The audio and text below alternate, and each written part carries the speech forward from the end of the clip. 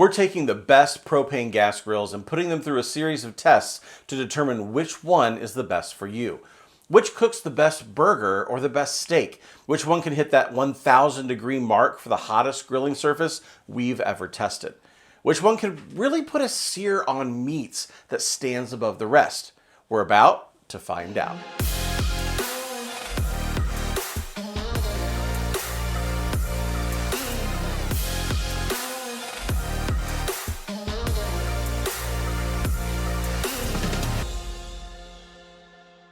These gas grills are built to last longer than the ones you'll find at a big box store, and that's why we're not covering the $500 grills today. Let's take a look at the contenders for today's throwdown.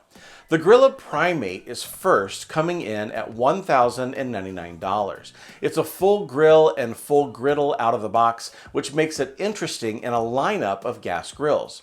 The Napoleon Prestige 500 RSIB is the first Napoleon product we've had here on the channel, and I'm super interested in putting this grill to the test.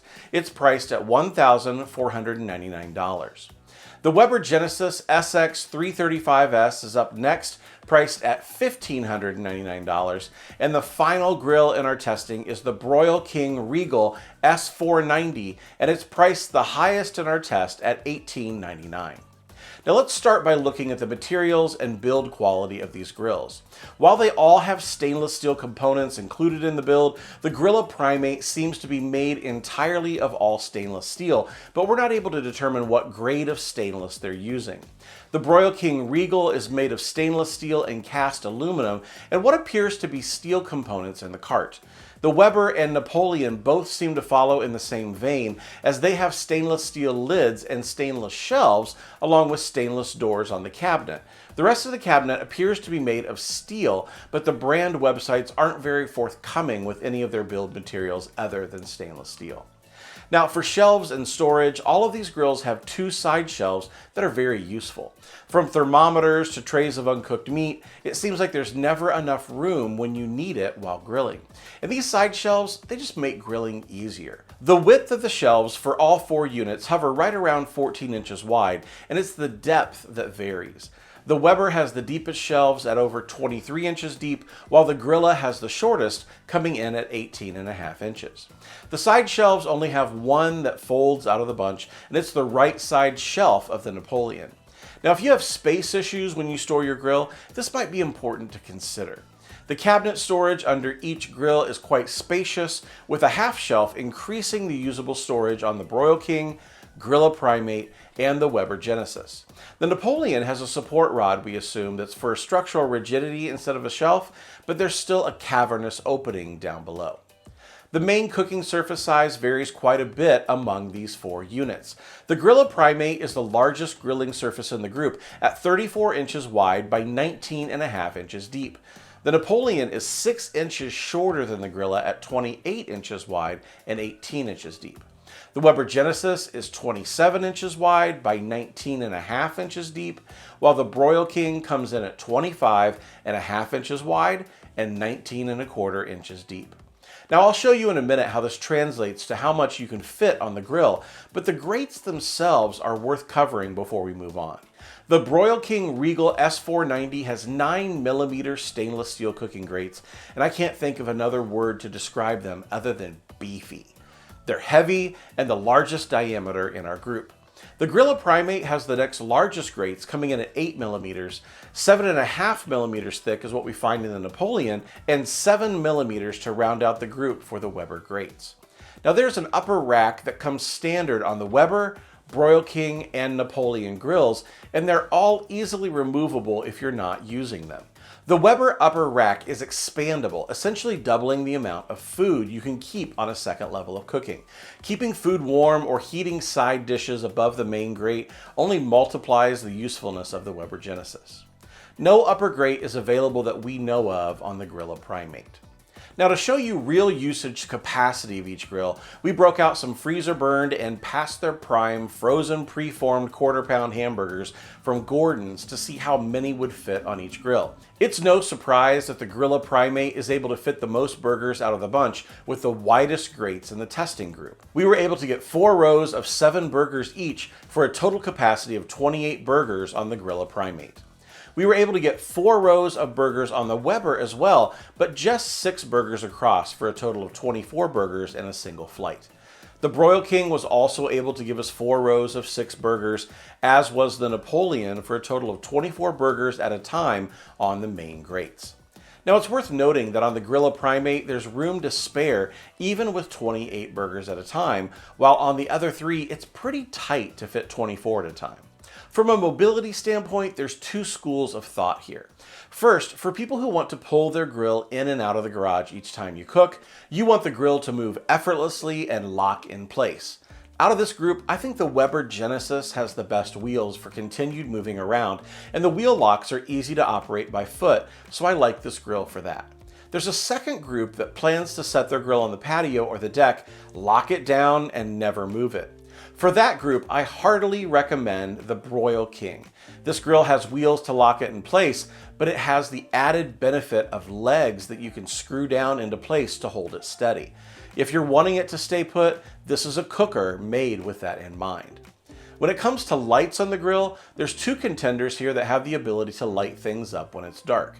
The Broil King has a light that attaches to the main cooking chamber lid that's really helpful when you're cooking at night. You can pivot the light to shine directly on your food and turn it off and on with the power switch located underneath. The Broil King also has backlit knobs that you can turn on and off via a switch on the front panel. The Napoleon really takes things up a notch with its lighted knobs. They glow blue when the burners are turned off, but ignite the burner and the burner that was lit changes to a red color. It makes it incredibly easy to find which burners are on in the night or day. Now, does a grill need to have glowing knobs to function in today's market? I don't know, but I'm really loving lighted knobs that are burner specific and color changing, so I'm in for this. Now, when it comes to fuel type, all of these grills come with propane as the fuel of choice for the standard hookup. Every one of them, though, can be ordered to work with natural gas as well, so no matter what fuel is your preference, each one of these grills is ready for your setup. At the heart of every one of these grills is a burner system delivering the heat.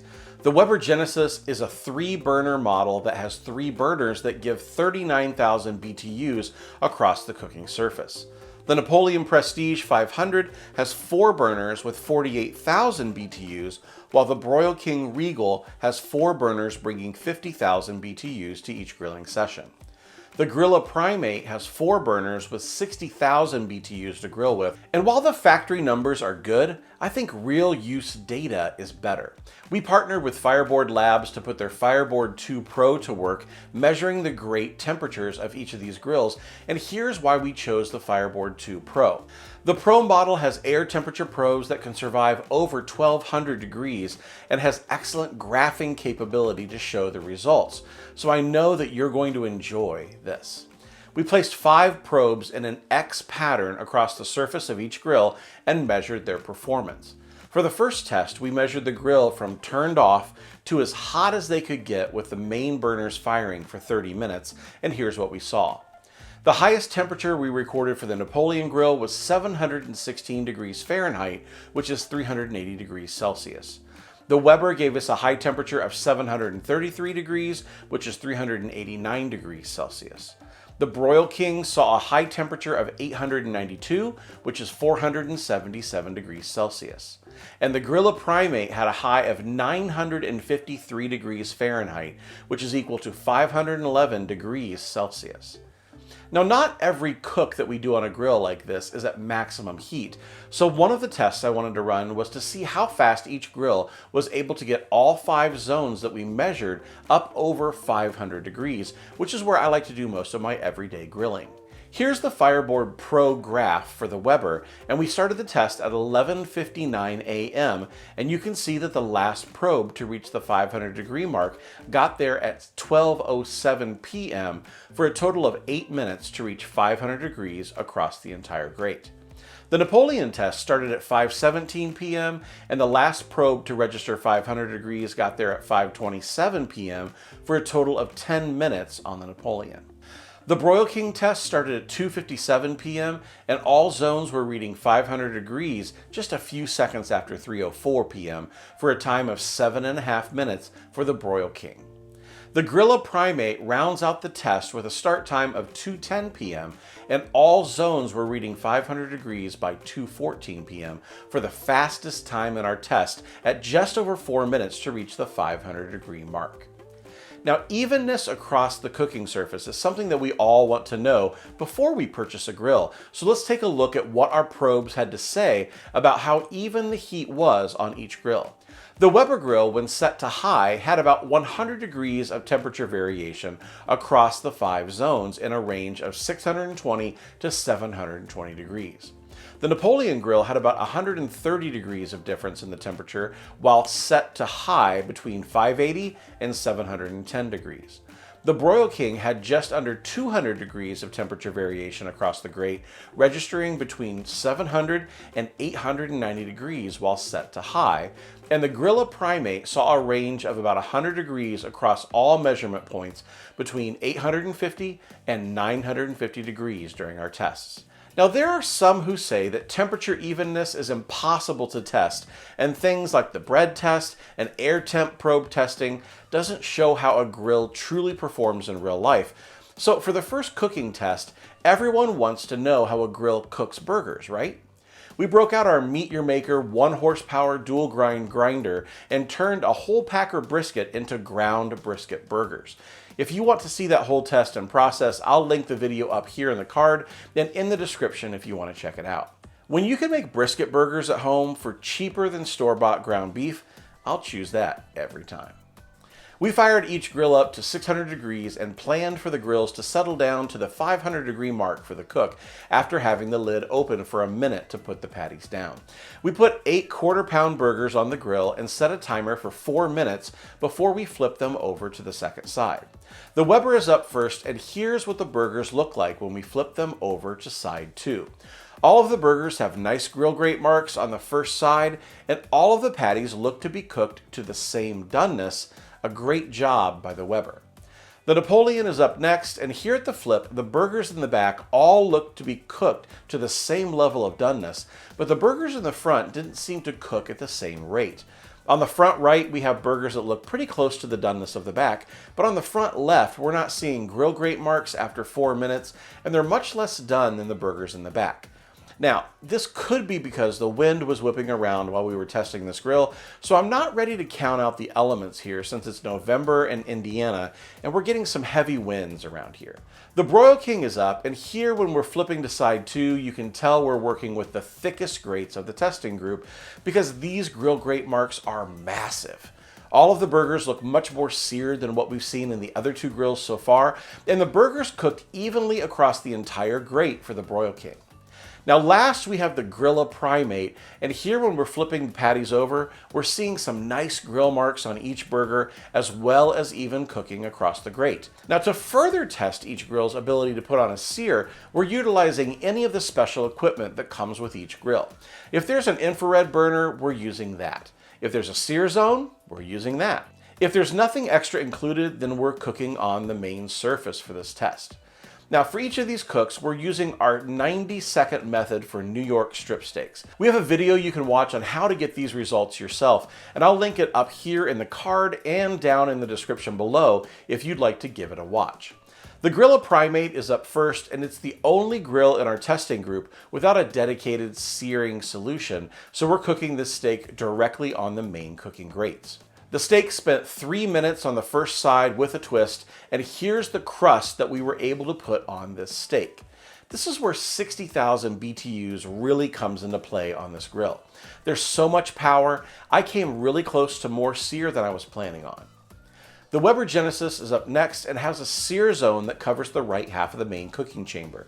An additional burner has been added between the right and center burners to give us a sear zone that's quite sizable. The sear zone allows for the cross-hatch grill marks that we've all come to know and love when we're presented with a steak at our favorite steakhouse. Without the additional burner, you can still grill on the Weber, but the extra burner truly does add searing capability to the menu in the grill with the lowest BTU output in the test. The Broil King has an infrared side burner that's designed to sear steaks, and that's how we cook this steak.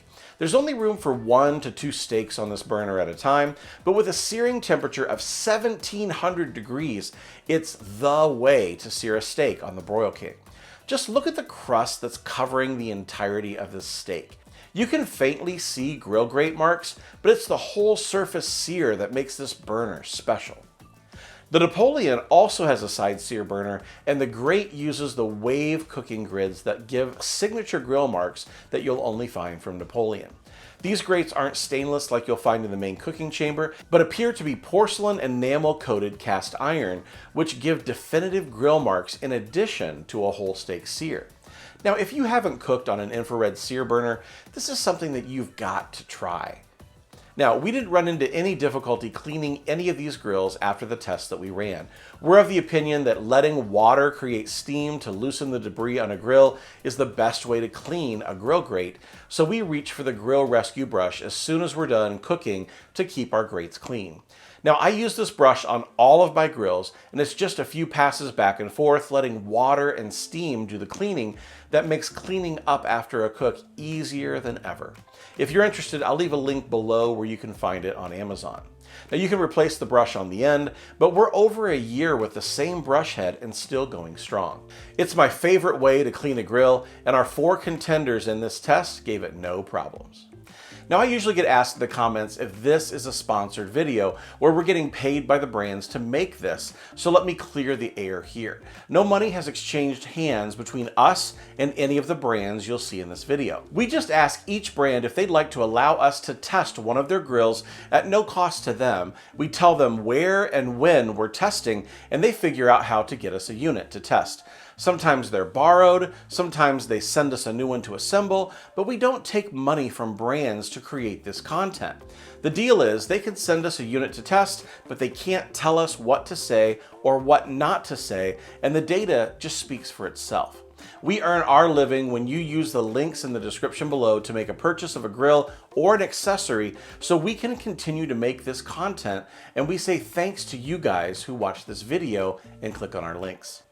As you'd expect with a grill in this price range, there are some good warranties to back them up. The best out of the bunch is the Napoleon bumper-to-bumper lifetime warranty. That's a standout in this group, and you can learn more on their website. The Grilla Primate has a 4-year warranty on the grill, which isn't that complicated to understand when you compare it to the Weber and the Broil King. These two manufacturers have different warranty lengths on different components, and it's more than I want to sift through in this video. Just know that the Napoleon has a lifetime warranty, and that stands out. Now, there are still some features on these grills that we've yet to cover, and I want to call those out here. The Weber Genesis comes with the Weber Connect Smart technology, which means there's no analog thermometer in the hood of the grill. Like you'd see on most wood pellet grills, the temperature reading is digital and on the right side shelf. You can not only get your temperature reading for the main cooking chamber, but you can also plug in meat probes to track the internal temperatures of your food. There's also the Weber Crafted components, and that's a circular section that's located right underneath the right-hand side of the cooking grate. If you take the cooking grate off, you can put down a Weber wok or a Weber griddle top or even a pizza stone to give your grill more functionality. Weber also has the grill locker on the left side of the grill where you can store the crafted accessories or your grill grates if they're not being used. Now, the Broil King comes from the factory with a full rotisserie kit. What we'd usually see as an add-on is included with this grill, and there's even a 15,000 BTU burner on the back dedicated to getting the best rotisserie results. The Napoleon also comes with a full rotisserie and an 18,000 BTU full rear burner. Now there's also an optional griddle that you can add to give your grill a flat top option, but my favorite accessory has to be the charcoal tray option. This is the charcoal tray, and you can turn this grill into a charcoal grill by adding some briquettes to this tray and placing it under your cooking grate just above the gas burners. You can use the burners to light the charcoal, and once it's lit, turn the burners off to use your propane grill as a charcoal grill. I love that they thought of this, and if I was leaning towards the Napoleon, I would pick up the charcoal tray as an add-on right away. It's super cool. The last grill and most obvious feature is on the Grilla Primate, since out of the box there's a full griddle top and a full grill top when you make your purchase. The other grills have partial griddle tops that you can purchase as an add-on to lay over your grates, but with the Primate, you take the grates off the grill, lay the griddle down, and you have a 34-inch flat top griddle in the same body as your gas grill. Now there's also a partial griddle that you can buy that has both griddle and grilling capability at the same time in one unit, and we really love that setup. The Primate is also outdoor kitchen compatible, so it's the one grill out of this lineup that can be built into an outdoor kitchen setup, and Grilla has all of the modular pieces you'd need to get started. Now, while we're on the topic of outdoor kitchens, we get asked all the time what gas grill we installed into our outdoor kitchen space, so here's a quick behind the scenes of our outdoor kitchen grill. We installed the American Renaissance grill from Renaissance Cooking Systems, and it's a beast of a grill. Full 304 stainless steel construction, ceramic briquette trays running across the entire cooking surface, spring-loaded lid assist lifting the massive hood, halogen interior lights, and just a ton more. The American Renaissance grill is in a whole different class of grill compared to our 4 models today, but we are starting to see some of the features that I have in my grill make their way down into the under $2,000 grills. Things like lighted exterior knobs are a really nice feature. I know with my ARG grill, I turn on the knob lights anytime I turn on the grill in case I forget to turn things off. That way I always have a visual reminder to check when I'm finished cooking. I like that we're seeing this on the models like the Napoleon and the Broil King. Now the American Renaissance grill also has massive square stainless steel grates, and they put a mean sear on proteins, but the Broil King round bar grates at 9mm are the closest thing I've seen that could begin to compete with the grates on my outdoor kitchen grill. If you're in the grill market and only want to spend around $1,500 to $2,000, there are some great features that are starting to trickle down into the standalone gas grill units, which makes them a great value. But when you're ready to take things to another level, you gotta give this grill a look. So after all the testing, the cooking, cleaning, and pondering, it's time for final thoughts on each grill in our test. The Grilla Primate has proved that it isn't just a gas grill, but it's a true combo grill. With the full griddle coming in the box as well as the grates for a full gas grill, I was truly surprised by the value you can get for $1,099. I've even seen this grill on sale from time to time under the $1,000 price point, so you're talking about the highest BTU output grill in our test with even heat across the grill grate that also functions as a full gas griddle when you want it. I really like this grill, and Addison has claimed it as her own now that she's had a chance to work with it. When a kid says they want to keep a grill around, that really means something around here, and the Primate is a standout in this head-to-head for that reason for me. The Weber Genesis tested to be exactly what I thought a Weber gas grill would be. Even cooking across the grate, new innovations that we haven't seen from things like the Weber Crafted accessories, and even how the grill grate fits directly over the Weber Crafted frame without messing up the main grate. You can leave this in all the time, just take the grate off and you're making pizza using a griddle or searing with a wok add-on. It doesn't come with a full griddle in the box like the Grilla, but if you want to customize your grilling setup with the accessories and features that you'll use, then this grill has a ton of options to make your cooking dreams a reality. The Napoleon Prestige, I think this is the grill you buy to really impress your friends, neighbors, and family. The lights on the knobs are just the coolest thing to someone who hasn't seen them before.